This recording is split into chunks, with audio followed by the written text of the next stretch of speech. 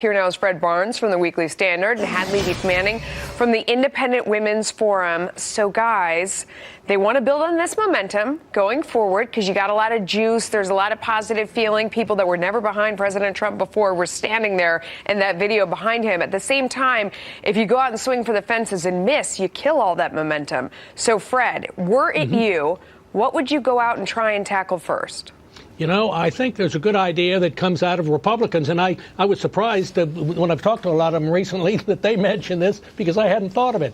And that is the program outlined in that whole agenda that was that Paul Ryan created a year ago, and of course tax reform was a part of that. And another part, the number one part of it, is an anti-poverty program, a poverty reform program to reform the program so they work, so people actually, and then so people work, things are required of them, stabilizes families, and doesn't just hand out money. And a lot of Republicans are for that. It's a good idea. The rich are doing well. Now it's time to do something for the poor. Yeah, I know. And your other idea, so you also thought infrastructure. That's one that a lot of people say would be a good one to do next. And to trade DACA for the Dreamers for the wall is a great idea. Hadley, let me ask you. You say start with health care. That seems tough. Yeah. If at first you don't succeed, try again. This issue is too important to let it go unaddressed. So many Americans are happy. They're going to be happy to see the relief in the form of tax reform.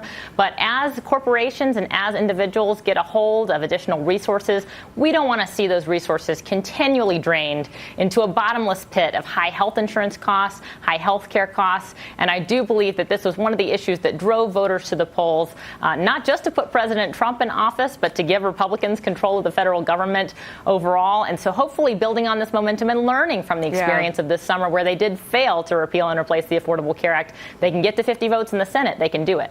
Fred, infrastructure makes sense. Everybody comes together over spending, God knows. Yeah. But the DACA Dreamers for Wall deal, you think that Chuck and Nancy would be more amenable now? Well, Trump tried that out on them before, you know, when they had that famous meeting at the White House, and they wanted him, of course, to make the Dreamers be able to stay here permanently, to not send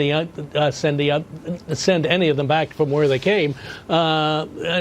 You know, the Democrats said no. It'll be hard to convince them, but it would be a good thing to do. It'd be a good deal. And they don't have to build a whole wall. You can build parts of it, and so on. Hadley, you say cut spending. I mean, I know that makes a lot of sense, but it does seem like that is a very tough one.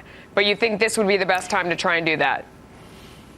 Well, Republicans need to reclaim the mantle of fiscal responsibility. Of course, tax cuts are an important step in that direction because lower taxes are an important part of economic freedom. We want to have smaller government, so that means cutting taxes, but it also means almost necessarily we have to address spending. And of course, a large part of our spending is on those health care programs, and there's so much overlap here. Fred mentioned the anti-poverty programs. Medicaid is one of those. And of course, the expansion of Medicaid is tied up in the Affordable Care Act. So you really can't get anywhere until you address the elephant in the room. We got to run. Thank you so much, you guys.